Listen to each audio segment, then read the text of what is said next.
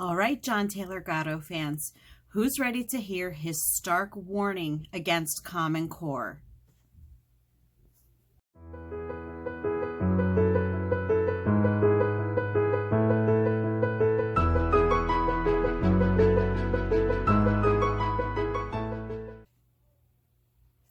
I have talked about John Taylor Gatto's The Underground History of American Education so many times now.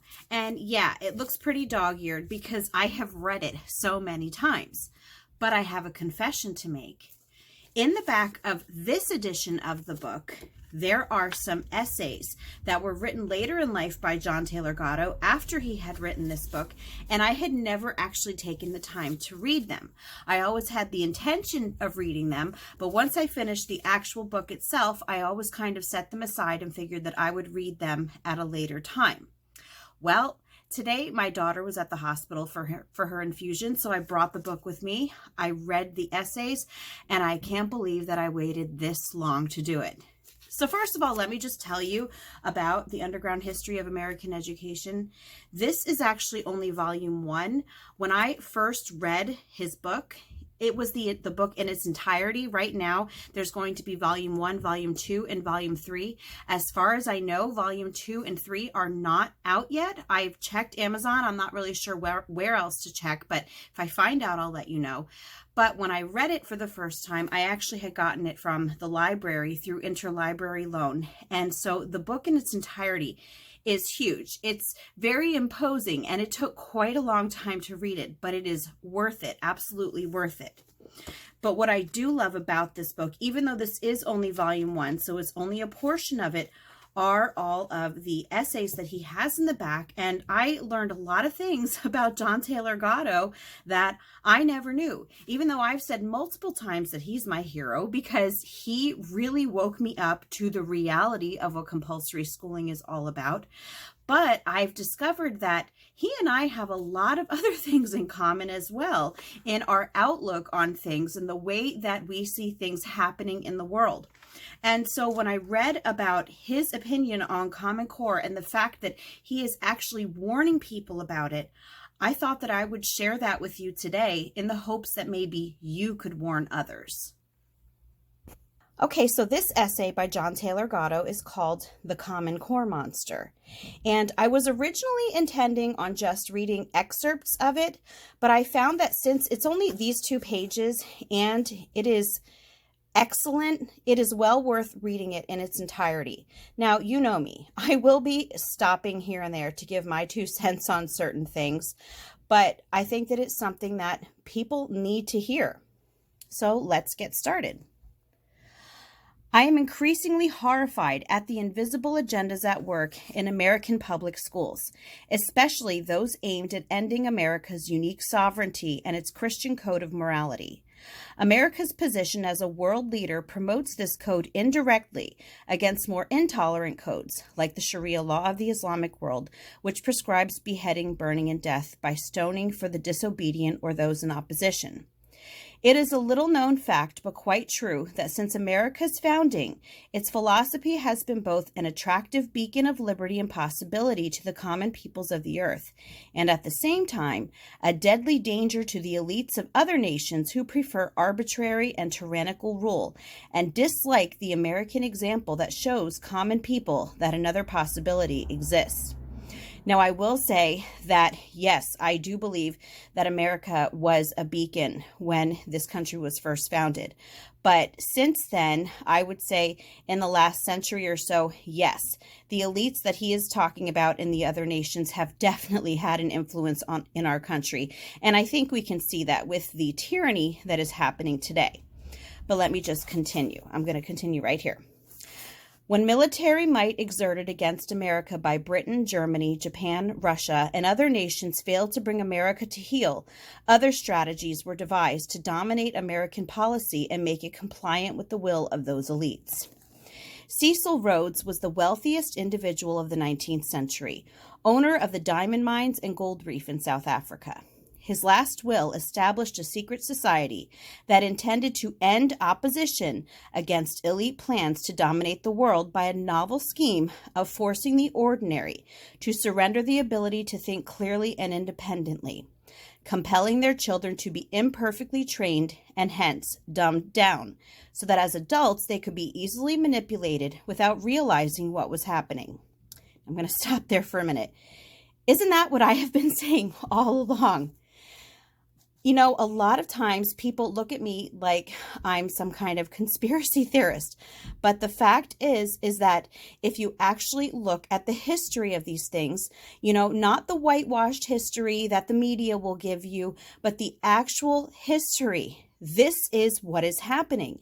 And I cannot tell you, how good it felt to know that not only was John Taylor Gatto awake to the truth about compulsory schooling to begin with, he was awake to a lot of other things that I did not realize.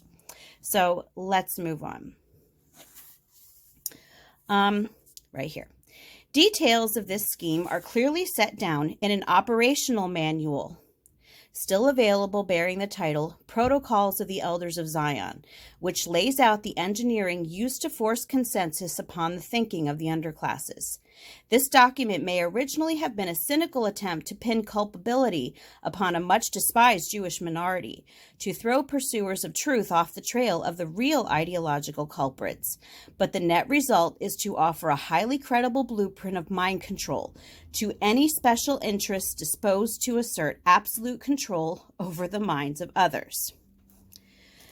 This is just, honestly, it's just completely vindicating me for the things that I say and that people look at me like I'm crazy. Moving on, right here. Virtually all varieties of socialistic thinking in the developed nations, from the Soviet Union to less ambitious varieties, have a vested interest in seeing American capitalism and its entrepreneurial model put to death and seen as a bad example by their own citizenry. State-determined participation in Common Core and its standardized testing mandates is an attempt to placate these foreign influences, but at the cost of weakening American loyalty among its school children, as it indoctrinates students with a negative, politically leftist view of America's past, minimizing American uniqueness. Isn't that what we see going on in our schools today? Isn't that what we see going on in our colleges? And the scary part about it is that we're at the point now where all of the new school teachers that are being hired have pretty much been indoctrinated through their entire school career. And so we don't really, at one point, we're not going to have anybody who understands the truth and who realizes how much they have been brainwashed. That's where we're at today. Moving on. George Washington's life is reduced to a single sentence, and Abe Lincoln's Gettysburg Address is completely omitted. The famous scholar Stanley Kurtz concluded that the goal of the radicals who created this and administer it is to end American history as we have known it by substituting a narrative that doesn't make other nations seem inferior by comparison. You know, that's what they're trying to do. They want to downplay American exceptionalism. Discussion of our unique founding generation is almost gone. The Declaration of Independence and its principles occupies exactly one sentence. The University of California Math Department had this to say about Common Core math in the August 6, 2014 Wall Street Journal. Common Core fails any comparison with the standards of high-achieving countries. Common Core will move the U.S. even closer to the bottom in international ranking. UC mathematicians said, no reference whatsoever is made to the heavy religious influence in America's founding and of Christian codes of morality continuing to shape our national character and laws, as Islamic codes shape the core of modern terrorism. Under Common Core, the simple concepts are artificially made difficult in order to maintain a pretense that the training is high level, while it is actually low grade. The College Board and its radically leftist president, David Coleman, now I've got to say, David Coleman is not just the president of the College Board. He is the architect of Common Core. Anyway, the College Board and its radically leftist president, David Coleman, believed to be a secret society member following an agenda to end American exceptionalism, have pulled a revolutionary coup on American families. Such a coup would have been called treason in past decades. I blow this whistle on this so you will be warned and wary in the face of government propaganda. Although I stay away from commenting on partisan politics as a matter of principle, and although I twice voted for the man, I truly believe that President Obama has inflicted more harm on American principles than all the foreign spy rings in operation. A Christian he is certainly not, an American just barely. A national movement is underway to repudiate Common Core, find its office in your area, and wreck this abomination. George Washington, one sentence. No Gettysburg Address. How stupid these internationalists must think you are. But King George III thought the same of the colonials once. The Common Core ideologues are King George's direct spiritual descendants, targeting your children to be citizens of a global government without freedom of speech and association, without rights to trials by a jury of your peers, and certainly without a right to own weapons. Common Core is bad news, an evil scheme concocted by people who dislike America and intend to change it by brainwashing your kids. That, my friends, is what the great John Taylor Gatto had to say about Common Core. And I do plan on sharing some more of his thoughts on different topics in the future, but this was the one that I felt was the most, it was the most important. You know, if you have kids in public school, get them out of there. Common Core is not about education. It is solely about indoctrination.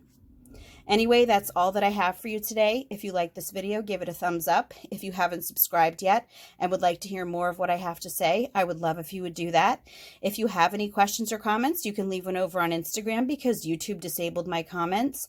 And if you like my work and would like to check out my Patreon page, I will leave a link in the description box for that as well.